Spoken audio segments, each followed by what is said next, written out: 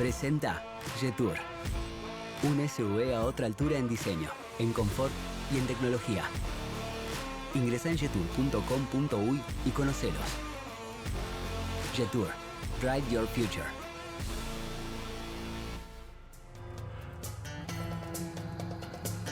Seguimos en la mira. Se le atribuye a un asesor de Bill Clinton la frase "es la economía, estúpido", en alusión a la importancia que la economía tiene para la valoración que los gobiernos reciben de la ciudadanía. Estamos con Fede Comesaña. Buenas noches, Gabriel. Buenas noches a todos. Haciendo un balance ahora que se termina el año. Sí, época de balance, de cierres de año, de mirar hacia adelante y ver un poco las perspectivas que hay para la economía uruguaya. Entonces, bueno, pasando raya, entender de qué se trató el último año y qué nos deja para el que viene. Normalmente es fácil hacer el balance y decir fue un buen, fue un mal año. Hoy en día, si le preguntamos a un productor agrícola, si le preguntamos a un comerciante de frontera, nos va a decir una cosa. La gente en general, por las encuestas, en particular encuestas de confianza de consumidor, piensa otra cosa. Los números son bastante contradictorios este año, con lo cual es un año de claros y oscuros para la economía uruguaya y vamos a entender un poco por qué.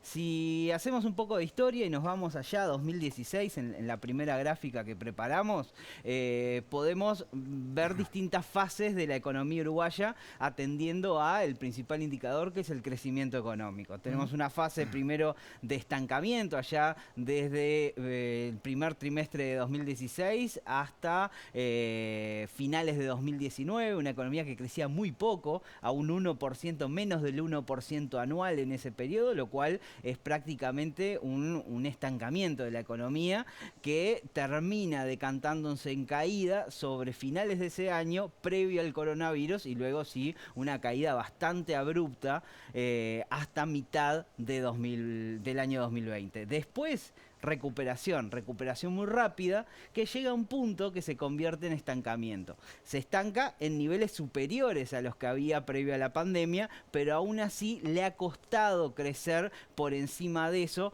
en particular en el último año y medio. Está bien, hubo un suceso muy marcado que llevó a que la economía no pudiera o encontrara un techo, que fue la sequía. La sequía del último año afectó notablemente sobre todo el agro, pero eso sumado a los deterioros cambiarios y sobre todo la situación con Argentina, una Argentina particularmente barata, llevó a que la economía prácticamente este año dejara de crecer. Si vemos, por ejemplo, lo que eran las expectativas de los analistas el año pasado, en noviembre, cuando decían, bueno, proyecten 2023 a ver cuánto va a crecer la economía uruguaya, decían esto: 3% para este año, y para el año que viene veían un 2,5% de expansión de la actividad. Bueno, este año, cuando sobre el final del año le dicen a los economistas proyecten qué pasó durante 2023, lo que dicen es 0,7%. Con lo cual volvemos a aquellas tasas de crecimiento previas a la pandemia, muy pero muy afectadas, en este caso por la sequía, pero vamos a ver que en estos números que se prevén para los próximos años, 2024, 2025, 3,1, 2,5%, bueno, también hay ciertas cuestiones vinculadas con los cuellos de botella que tenía el crecimiento antes de la pandemia, que no lograron destrabarse en los últimos años. La buena noticia de todo esto es que, a pesar de esa economía que no crece, tenemos un mercado de trabajo todavía bastante dinámico. Esta gráfica lo que vemos es a octubre de cada año lo que era la participación de uruguayos en el mercado laboral, los uruguayos que tienen empleo. Pasamos en el último año de 57,2%, octubre de 2022, a 57,9% en octubre de 2023. Vemos que hay 4 años consecutivos de crecimiento de este indicador y que los niveles están prácticamente iguales a 2017, es decir, ya no es niveles anteriores a la pandemia, sino incluso hay que irse para atrás. Y cuando vemos o proyectamos el cierre del año, porque acá faltan 2 meses y son 2 meses donde ya el nivel de empleo va a estar significativamente más alto que esto, entonces por ahí es que vamos a alcanzar finales de 2016 sin ningún problema. El mercado laboral sigue creando oportunidades y esa es una buena noticia para la economía uruguaya. El otro indicador que venía bastante rezagado era el de salario real. Hasta ahora lo que se le achacaba al gobierno es, bueno, sí, hay más gente trabajando, pero el poder de compra se ha visto reducido respecto a el mojón anterior que era 2019. Era una promesa de campaña, además. Exactamente. Este año eso cambia.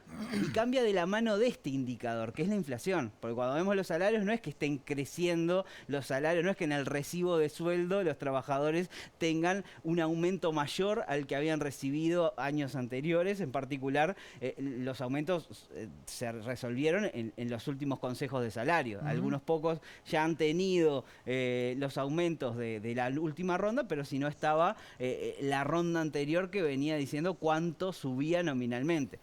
Pero la gran novedad fue este indicador, que es la inflación. La inflación baja a niveles significativamente reducidos a lo largo de este año, llega a un 5%, estuvo más baja en el año, pero ahora está bordeando el 5%, y eso alivia la pérdida de poder de compra que habían sufrido los hogares, en particular desde la pandemia en adelante. Cuando vemos el indicador de salario real, llega a este punto.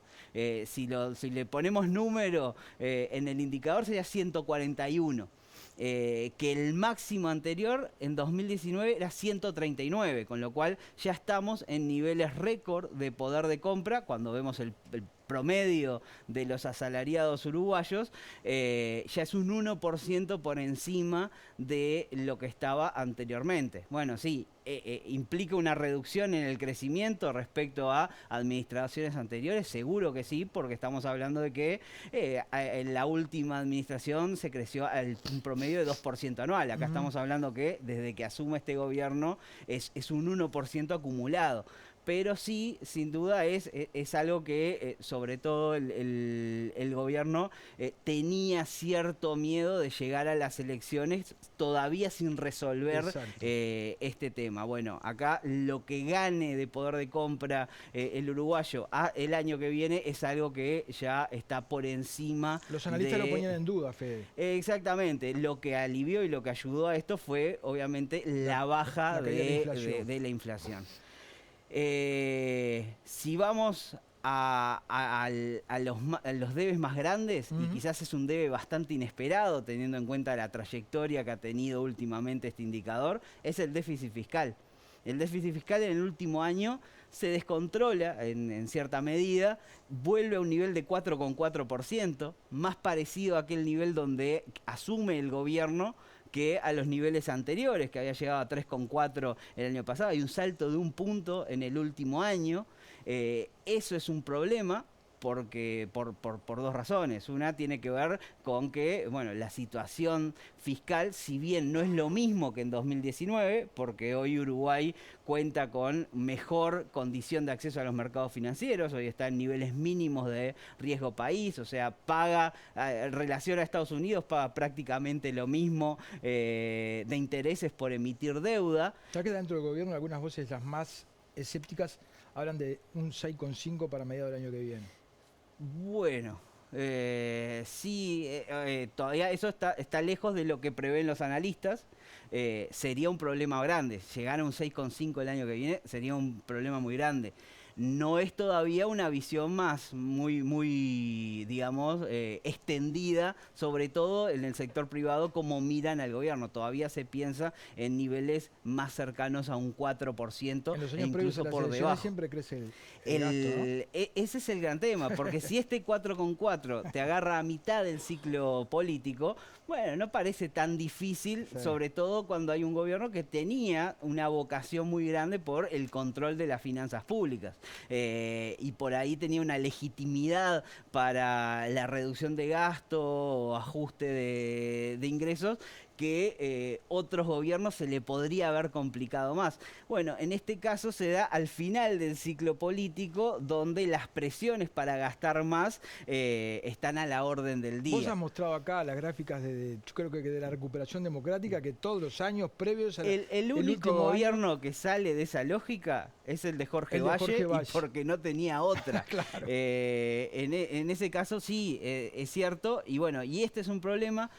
No es lo mismo un 4,4% hoy de déficit que un 4,4% en 2019.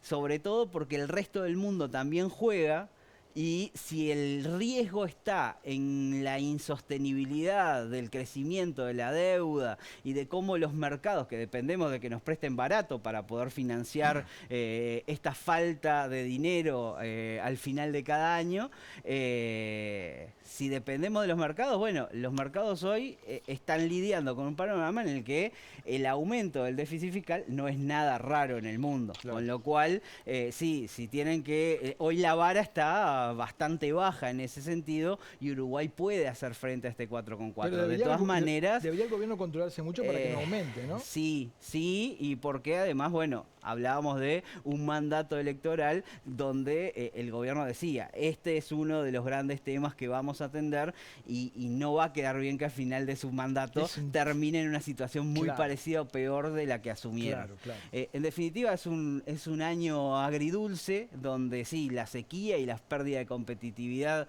están signando las oportunidades que tiene Uruguay, pero también es cierto que es un año de recuperación para algunos, sobre todo sectores rezagados, que este año, gracias a una inflación tan baja, que es un indicador que muchas veces no le damos mucho corte, sin embargo, gracias a eso han podido asomar un poco más la cabeza. Fede, muchísimas gracias. Por favor, que pasen lindo. Tanda y ya volvemos.